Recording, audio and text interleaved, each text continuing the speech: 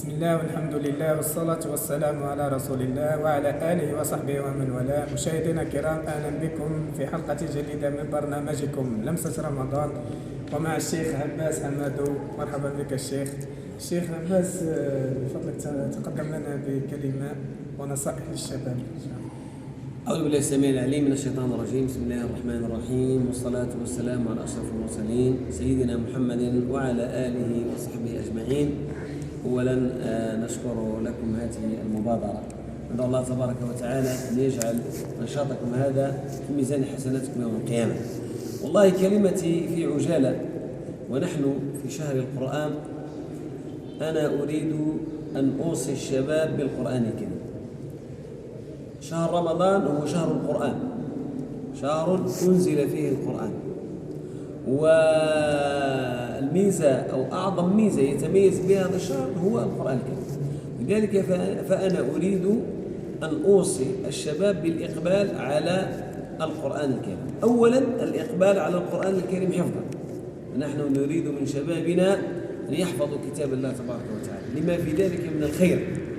ويكفي هذا الأمر أن الله تبارك وتعالى يقول لحافظ القرآن يوم القيامة: اقرأ وارقى فإن منزلتك عند آخر آية تقرأها. الإنسان لما يحفظ القرآن يبدأ يقرأ القرآن كما الجنة درجات، فكل ما يقرأ الإنسان يرتقي في معناها درجات الجنة حتى يصل إلى الفردوس، منزلة الرسول صلى الله عليه وسلم. الأمر الأول قراءة القرآن حفظا. الأمر الثاني الإقبال على قراءة القرآن تلاوة وتدبرا. الإنسان في هذا الشهر الكريم معناها يحاول أنه على الأقل تكون عنده ختمة أو ختمتان، وربما حتى 3، يحاول أن يقرأ القرآن فينال بذلك الحسنات والدرجات، وأيضا يتدبر معاني القرآن الكريم حتى لا يكون كما يقال: رب قارئ للقرآن والقرآن يلعنه. أنه يقرأ القرآن الكريم يحاول يتدبر بهذا القرآن.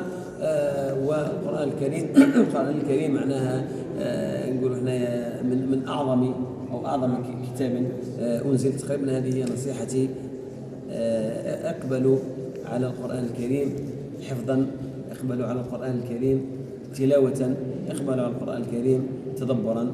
وبارك الله فيك. بارك الله فيك شيخ عباس، ربي يحفظك ويرعاك. بمشاركتك الطيبة هذه نشكر لك، ربي يحفظك ويرعاك إن شاء الله. نقدم لك هذه الهدية.